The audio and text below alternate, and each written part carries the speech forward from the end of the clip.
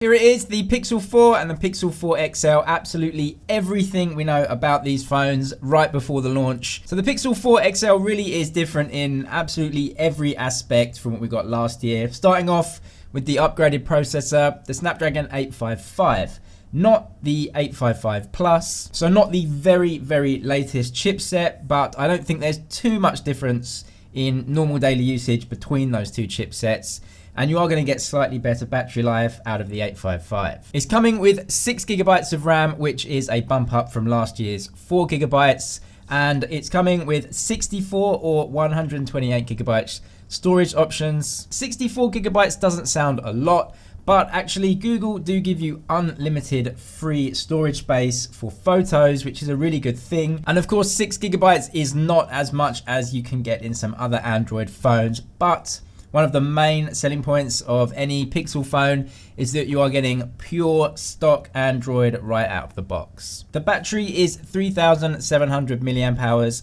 Again, not the biggest battery, but the way Google make the phones and how they optimize the operating system, this is going to give you very decent battery life. Something that might drain the battery though, and is a big step up and change from last year, is the screen. It's a 6.2 inch display, but this is a 2K display, OLED panel, and with 90 Hz refresh rate too. We have just black, clearly white, and oh so orange. Leaked marketing images and marketing materials from Google themselves show the phones in all their glory. The camera bump on the back has changed too. We've got this square layout that houses the same 12 megapixel main sensor, but Google have added a 16 megapixel telephoto lens this year. We've seen a definite trend towards ultra wide cameras on phones as the second shooter. Most Chinese manufacturers now are including ultra wide cameras in their phones, and the iPhone 11, for example, which this would be in competition with,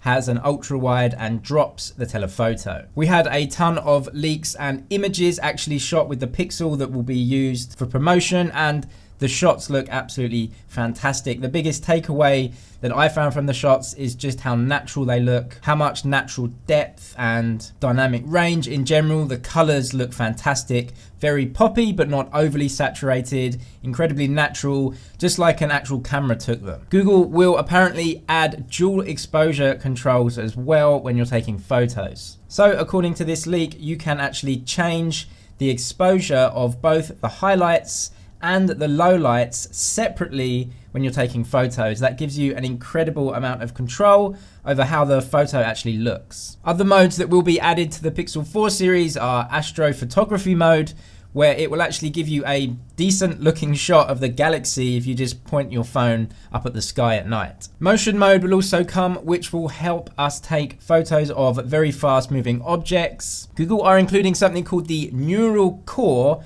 in the Pixel 4 this year. This is a bit of hardware inside the phone that really helps with HDR when taking photos, which is some of the reason why Google Pixel photos look so good. It's been so successful that Apple have included a similar function in this year's A13 chip, which they call Deep Fusion. The front design definitely is not the most modern if you're looking at the competition. We do have, however, a ton of technology up there that is going to improve the functions of the phone. The first one, and the main one for me anyway, is the inclusion of stereo speakers. There's also 3D face unlocking technology, which is extremely similar to what we get on the iPhone. This will be the way that you're going to have to unlock the phone this year. Google have also added payment functions with 3D Face ID. Google are also including Solly in this year's Pixel for the first time. Although what we've seen from leaks is that this technology,